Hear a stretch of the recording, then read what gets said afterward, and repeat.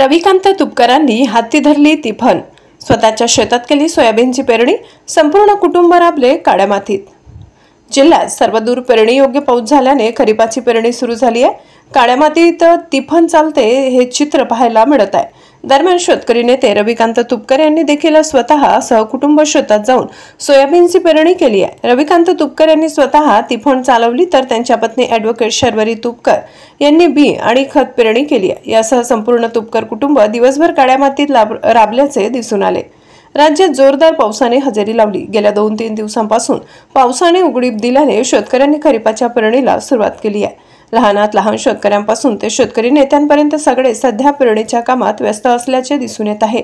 राज्यातील शेतकऱ्यांचे fire brand नेते म्हणून ओळखले जाणारे रविकांत तुपकरही आज दिवसभर स्वतःच्या शेतात राबताना दिसले।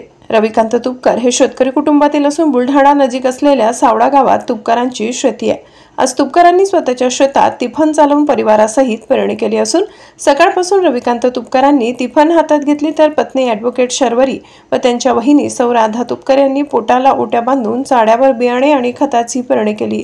तसेच वडील चंद्रदास तुपकर व आई गीताबाई तुपकर यांनी बैलांची पूजा करून नारळ फोडून पेरणीला प्रारंभ केलाय। रविकांत तुपकर हे स्वतः हाडाचे शेतकरी आहेत। अगदी लहानपणापासून शेतातील सर्व कामे त्यांनी केली आहेत। जनावरांचा चारा पाणी करण्यापासून दूध काढण्यापासून ते शेतातील वखरणी डवरणे अशी सगळीच कामे या शेतकरी नेत्याने वर्षानुवर्ष केली आहेत। त्यामुळे केवळ फोटो सेशन किंवा व्हिडिओ शूटिंग करण्यापुरते तिफन हाती न घेता त्यांनी प्रत्यक्ष काळ्या मातीत तिफन धरून दिवसभर पेरणी केली आहे।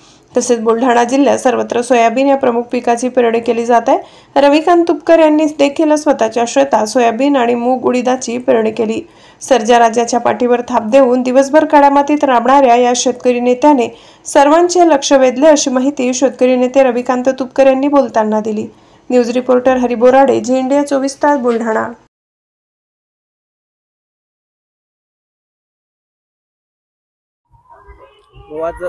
कुटुंबियासोबत तुम्ही शेतामध्ये जाऊन पेरणी केली, काय सांगाल? शेतात पेरणी केली म्हणजे हे काय आमच्यासाठी नवीन नाही किंवा काही खूप आश्चर्याची गोष्ट नाही। माझे आई वडील शेतातच काम करतात अजूनही, आणि मी पण सुरुवातीपासून म्हशीचे दूध काढण्यापासून, गायीची दूध काढण्यापासून, शेण काढण्यापासून, तिफन येटण्यापासून, बैलाची नाथन घालण्यापासून, वखर आणण्यापासून, नागर आणण्यापासून सगळे काम आजपर्यंत केलेले आहे। अगदी दूध काढून ते दूध बुलढाण्याला सायकलवर न्यायचं आणि विकायचं, उकड्यावर टाकायचं, हे सगळे काम आम्ही केले। दरवर्षी पेरणी लागली की मी शेतामध्ये येत असतो। आजही मी सगळ्या कुटुंबासहित माझी आई वडील पत्नी वहिनी भाऊ आम्ही सगळेच आज शेतामध्ये दिवसभर पेरणी केली। सोयाबीन पेरलं, उडीद मूग पेरलं। आता पाऊस आल्यामुळे थोडी पेरणी थांबवली कारण चिखल झालेला आहे शेतामध्ये, आणि हे काय आमच्यासाठी नवीन नाही।